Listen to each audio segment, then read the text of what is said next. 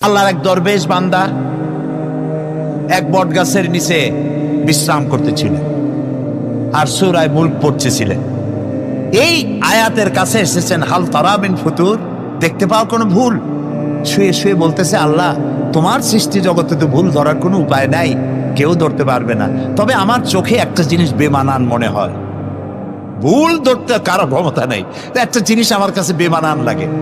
একা একা বলতেছে, সেটা হলো এই, তুমি তাল গাছ বানাইছো যেমন, তালও সেই রকম বড়, বেল গাছ যেমন বেলও বড়, নারকেল গাছ যেমন নারকেলটাও বড়, কিন্তু এত বড় বিরাট বট গাছ, ফল একেবারে ইতুটুকু ইতুটুকু, এইটা একটু বেমানান লাগতেছে। এই চিন্তা করতেছে দরবেশ সাহেব, হঠাৎ করে একটু বাতাস এসে গাছের ডাল আন্দোলিত হয়েছে, একটা আধা পাকা বটের ফল অনেক উঁচু থেকে ছিঁড়ে এসে দরবেশের নাকের উপরে পড়ছে, নাকটা জ্বলে উঠছে।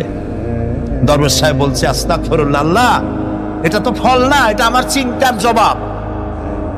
আমি চিন্তা করতেছি গাছ আনমান ফল হয় নাই, তাল গাছ যেমন ফল যেমন, বট গাছ যেমন ফল যদি ওই আকারে হইতো, ফলটা যে পজিশন নিয়ে আমার নাকে পড়ছে, এতে তো আমার নাকও যাইতো মাথাও যাইতো। সুতরাং আল্লাহ রাব্বুল আলামিন তার সৃষ্টি জগৎকে আপন কুদরত দিয়ে সুন্দর করে সৃষ্টি করেছেন। ভাগ্যবান তারা যে আল্লাহকে স্বীকার করে 5 ওয়াক্ত নামাজে আল্লাহকে সেজদা দেয়। সুবহানাল্লাহ।